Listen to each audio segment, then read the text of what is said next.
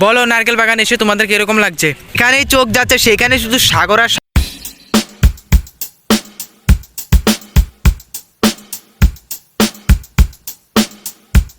শীতকাল মানে হচ্ছে গিয়ে পিকনিক আর পিকনিক, আর সেই পিকনিক আজ আমরা করতে চলেছি। পিকনিকে যাচ্ছি আজ আমরা নারকেল বাগান, আর যাচ্ছি আমরা ফুল ফ্যামিলি। আর ফ্যামিলির সাথে পিকনিকে যাওয়ার মজাটাই আলাদা।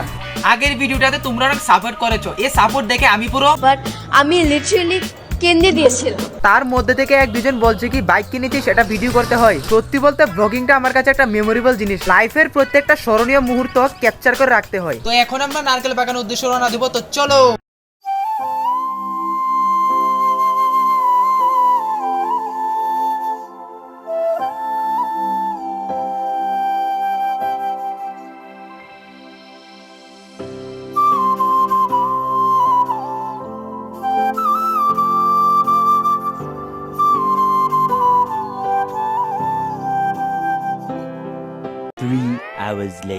গন্ডাছড়া এসেই আমাদের টুটনদার সাথে দেখা। একটা সময় ছিল টুটনদা খুব ভালো ডান্স করতো। সত্যি কথা বলতে গেলে আমি টুটনদার একটা ফ্যান ছিলাম ডান্সের।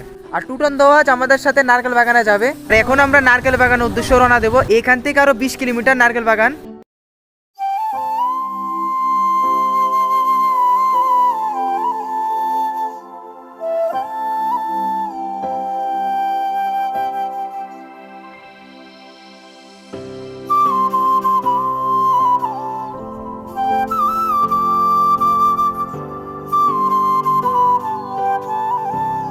সাগরকে আমি যত আরো কাছ থেকে দেখছি ততটা আমার মনের মধ্যে কেন জানি না খুশির একটা জোয়ার ভেসে উঠছে।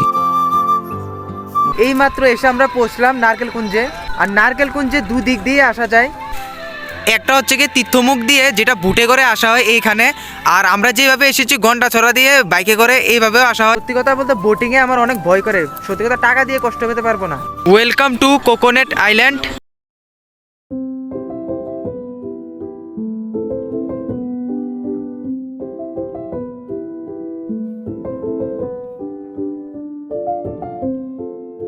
আর আমরা এখন এইখান থেকে ঘুরে আসবো। আর এইখানে কাঁচা থেকে শুরু করে রান্না করা বিভিন্ন আইটেমের মাছ পাওয়া যায়।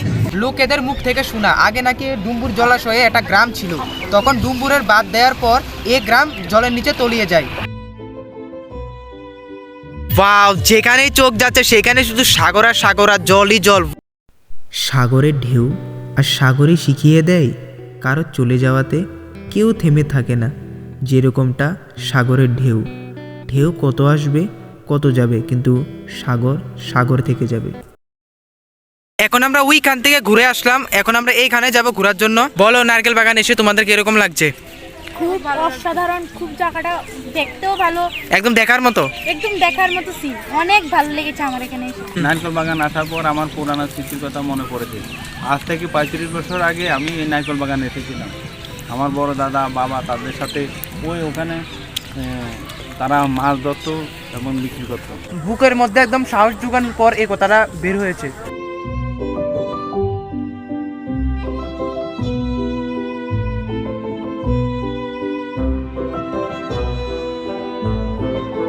টুরিজমরা থাকার জন্য এইখানে ছোট ছোট ঘরগুলো বানানো হয়েছে, চাইলে তোমরা এখানে আসলে থাকতে পারো। নেক্সট বার যখন নারকেল বাগান আসবো তখন নিশ্চয়ই এই ঘরটিতে একদিন থাকবো। নারকেল বাগানে নারকেল গাছ এবং কিছু টুরিজমদের জন্য ঘর আর ভিউ আর খাবার দাবার চাওয়ার সেরকম কিছু নেই। আর সত্যি বলতে নারকেল বাগানে আসার পর মাইন্ডটা পুরো ক্লিয়ার হয়ে যায়, একটা ফ্রেশনেস, একটা ভাব আসে।